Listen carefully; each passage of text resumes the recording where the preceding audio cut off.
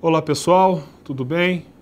Estamos aqui de volta agora com um insight jurídico e nós vamos tratar de um tema bem interessante, que eu acho que todas as pessoas vão se interessar e vão descobrir coisas novas, mesmo nesse momentinho tão curto que a gente vai dividir aqui agora. Hoje nós vamos falar um pouquinho sobre o direito desportivo. O que é o direito desportivo? Se a gente pudesse conceituar o direito esportivo, eu te diria que o direito esportivo é o conjunto de regras, normas e leis também que regulamentam a atividade esportiva. No Brasil, o direito esportivo tem uma natureza jurídica basicamente administrativa. Existem algumas normas que nós vamos falar logo mais um pouquinho adiante que regulamentam cada um dos aspectos relevantes do esporte, mas, em essência, o direito esportivo ele é tratado no âmbito da justiça desportiva. A justiça desportiva é uma justiça administrativa, não está vinculada ao judiciário e tem a sua autonomia consagrada pela Constituição. O artigo 217 da Constituição, no seu parágrafo 1º, estabelece que ao Poder Judiciário só serão admitidas ações relativas à disciplina e a competições esportivas após esgotarem-se as instâncias da justiça desportiva, regulada em lei. Ou seja, o judiciário só vai poder tratar de qualquer questão relativa a competições esportivas depois de exaurida a competência da justiça desportiva, que, mais uma vez eu digo, é administrativa. A composição dos tribunais de justiça desportiva, os poderes e a composição desses órgãos está prevista na Lei Pelé, que é a Lei 9.615 de 98, que ao longo dos anos sofreu muitas modificações. Um código muito importante, uma lei desportiva muito importante, que não há muito tempo foi publicado no Brasil, é o Código Brasileiro de Direito de Justiça Desportiva, o CBJD. Esse ato normativo, ele limita o julgamento e os processos das infrações disciplinares das competições esportivas. Então, tudo que acontece em campo, em quadra, nas piscinas, no âmbito do esporte, fica restrito ao Código Brasileiro de Direito Desportivo, Justiça Desportiva. Rapidamente, para a gente situar a legislação desportiva brasileira, a primeira norma regulamentadora do esporte brasileiro é o Decreto-Lei 399, de 14 de abril de 1941. Essa norma, ela regulamentava o esporte de maneira geral e tratava o esporte nacional, a estrutura do esporte nacional como estrutura associativa e proibia o lucro sob qualquer aspecto.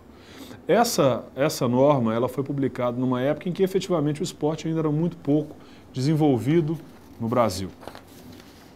A segunda norma relevante que nós temos em matéria de direito esportivo é a Lei 6251, de 6 de outubro de 75. Ela buscou modernizar a legislação desportiva.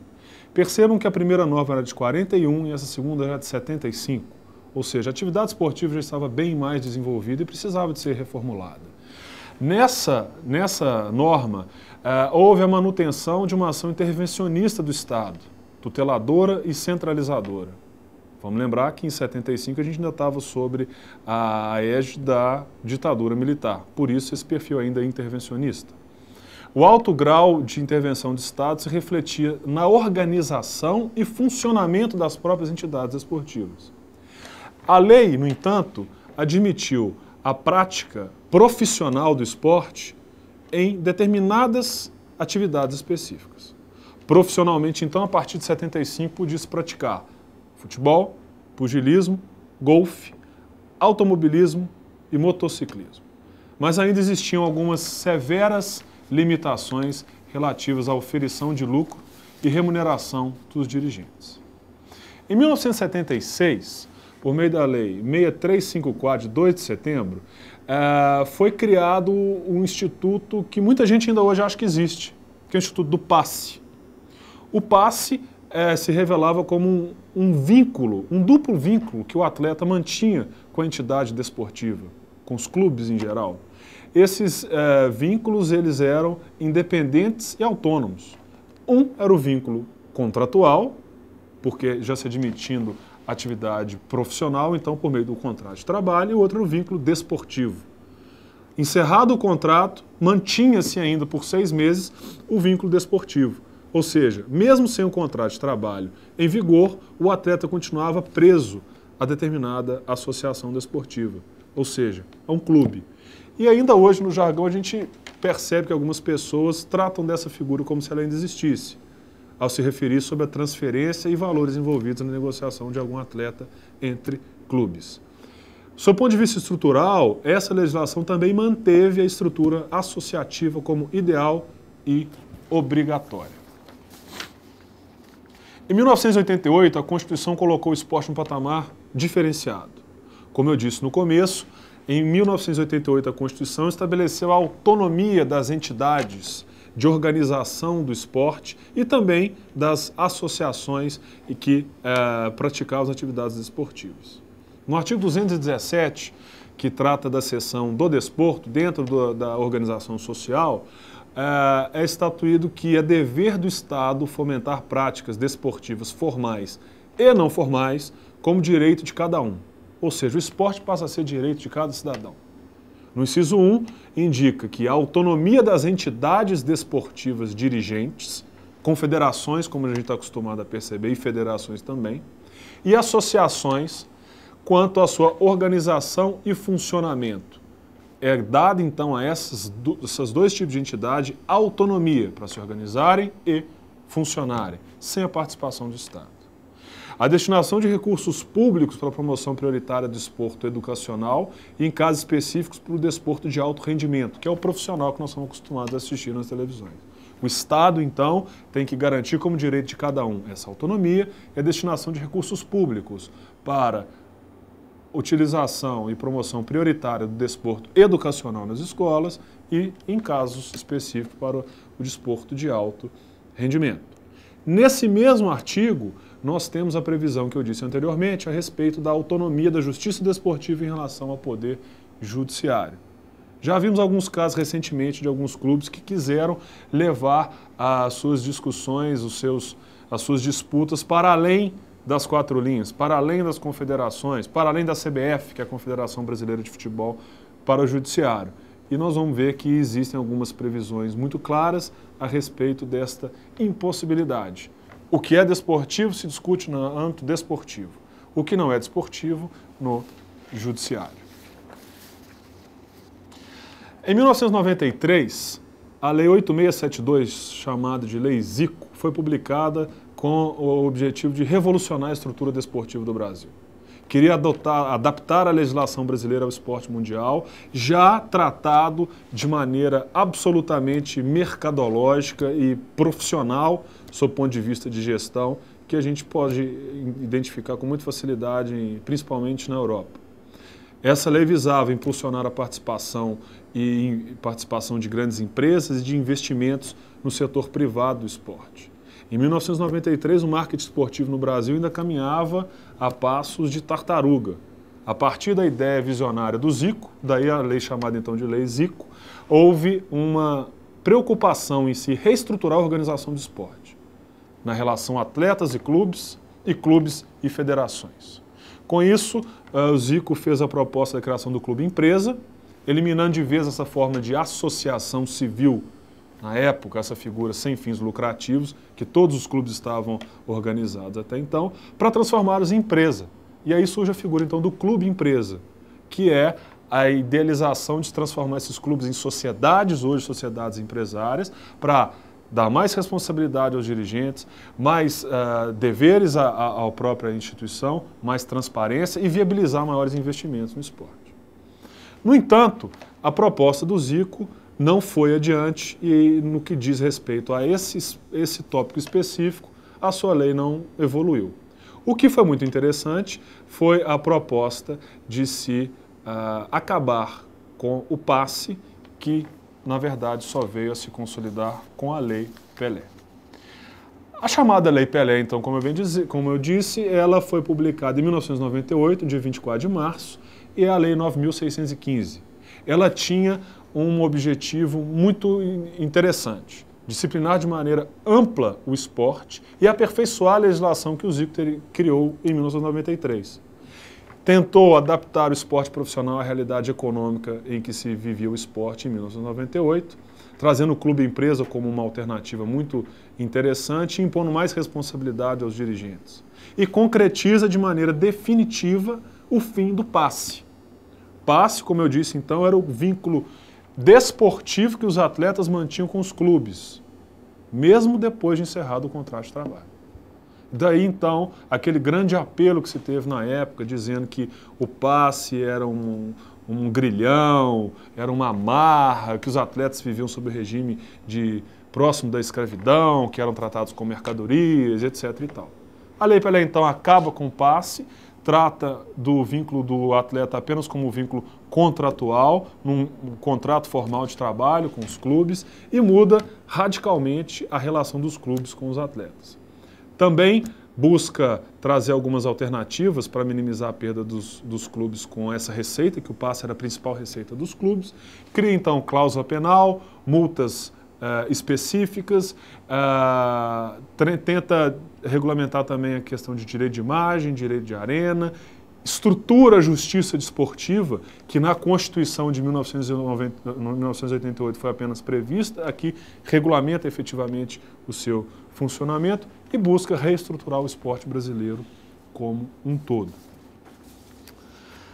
A Lei Pelé evoluiu, muitas modificações foram feitas ao longo desses anos, e para destacar um outro normativo muito importante de direito esportivo, eu queria destacar em curtas linhas o Estatuto Torcedor. O Estatuto Torcedor foi criado a partir de uma grande comoção popular advinda de uma medida provisória que buscava a moralização no futebol e criou alguns paradigmas fundamentais e que hoje a gente percebe de uma maneira muito clara. O torcedor ele passa a ser equiparado a um consumidor, ou seja, toda a legislação consumerista passa a ser aplicada aos torcedores, estabelece transparência na relação dos clubes com os torcedores, estabelece que é direito do torcedor que os regulamentos das competições esportivas sejam disponibilizados e publicados com um prazo mínimo de 60 dias, estabelece como critério obrigatório de acesso e descenso, ou seja, subida e descida entre divisões das competições profissionais a partir de critérios técnicos previamente estabelecidos, tentando aí eliminar ou pelo menos reduzir a possibilidade de virada de mesa em tapetão, coloca a segurança nos estádios como um direito fundamental dos torcedores e também estabelece o direito do torcedor a participar das competições profissionais a partir da venda de ingressos com antecedência e hoje com locais marcados para melhorar cada vez mais o seu conforto e a sua segurança. Estabelece que o torcedor tem direito à qualidade, higiene das instalações físicas nos estádios, que os alimentos vendidos nos estádios também devem ser cercados de segurança, de higiene, de rigidez. Estabelece que é direito do torcedor, nas competições desportivas profissionais, que a arbitragem seja imparcial e independente e previamente remunerada e isenta de pressões. O que, na paixão do que a gente vê no dia a dia das discussões, é um aspecto importante e difícil de se mensurar. Tem notícia de alguns casos de alguns torcedores que ingressaram com ações judiciais buscando cancelamento de jogos por entenderem que os árbitros estavam sendo parciais ou que estavam sendo, de alguma maneira, prejudiciais ao desempenho e à performance do seu clube, mas até hoje eu não vi nenhum julgamento que pudesse, de fato, dar razão a esses torcedores. Aqui o grande risco é misturar a paixão com a razão e com a técnica. Estabelece também alguns crimes que devem ser julgados no âmbito do próprio Estado, nos juizados especiais que são instalados dentro do próprio estádio.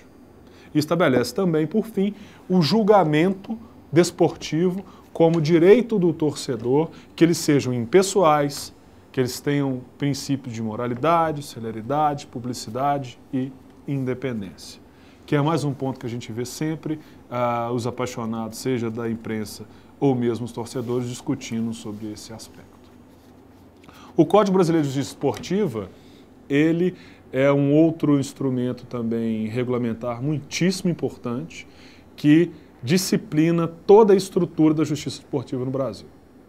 Então, o seu artigo 50, estabelece que a organização, o funcionamento e as atribuições da justiça desportiva previstas na Constituição de 88 são limitados ao processo e julgamento das infrações disciplinares e às competições esportivas, que são definidas no próprio Código mais à frente, detalhadamente.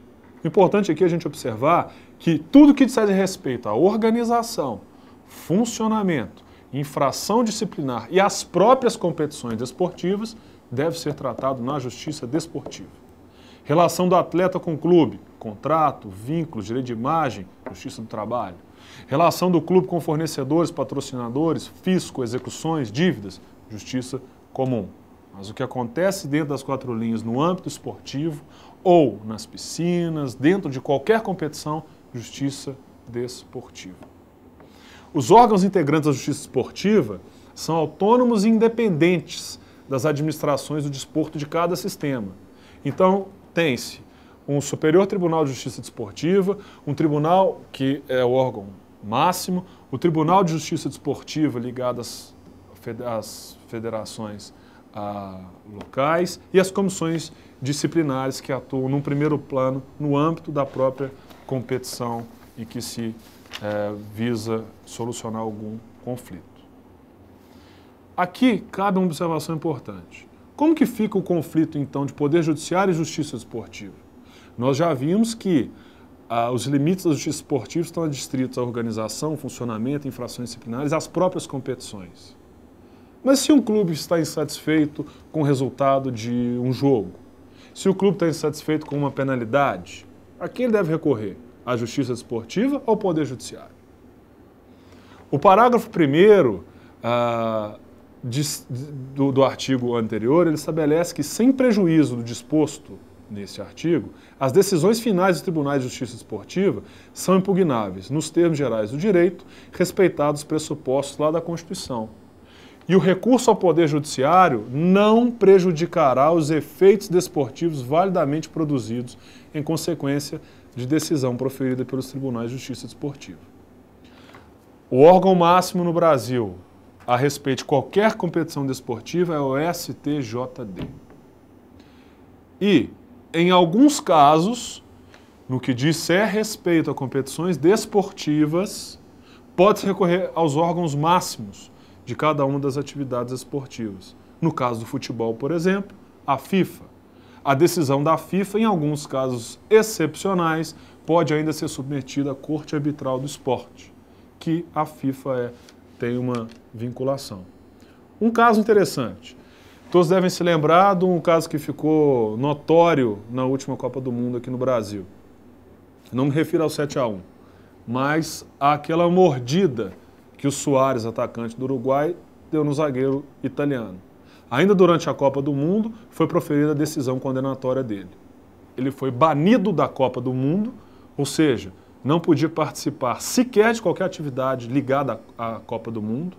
Queriam afastar a imagem dele, a imagem da FIFA. Não podia participar de treinos, não podia assistir aos jogos, nem mesmo nas áreas reservadas da imprensa, nada. Não podia participar de mais nada ligado à Copa do Mundo.